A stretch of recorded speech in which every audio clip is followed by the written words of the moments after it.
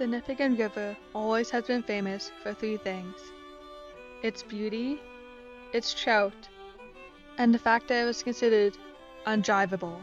Many feared the survival of the first tow. Things depended on the third. The first attempt to drive the river was made in 1906 by James Whalen. Whalen cut 16-foot logs and drove them to Nipigon. The Game and Fisheries Report of 1911 was adamantly opposed.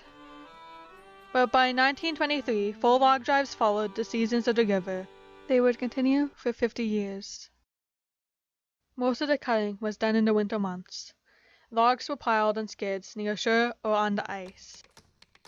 When the ice went out, the logs were contained by storage booms until the drives began after the Victoria Day weekend in May. Then the wood was towed in rafts of 7,000 curds to Virgin Falls, where the lake empties into the Great River. Now and then a Jew's harp, or a fiddle, or maybe a harmonica would flow over the roar of the river. There were songs the Frenchies sang. Some gal wrote before they hanged him, they'd say. There were none of the battles or gang fights like along the Ottawa, where the shantymen or shiners liked stirring things up.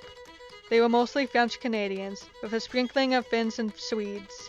You could tell the Frenchies from the Finlanders, even a long way off. One was quiet, the other wasn't.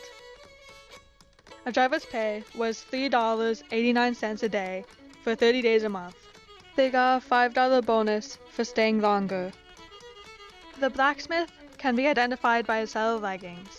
The furman, because as the only man of private quarters, he could bring his son for visits. The master cook and assistant cookies often determined how long a driver would stay, depending on the food. Men active as cats had to dance across the log jams, and along the way dodged mosquitoes, black flies, bears, foxes, wolves, deer, fish, dogs, and birds. The old lumberjack's rule of no talking at meals prevailed. It was the only way to keep peace at the table. The food was good and plentiful. The men ate quickly, but they liked to eat often. They'd carry their dishes to the wash tub, then go outside for a smoke. Talk was always about the drive.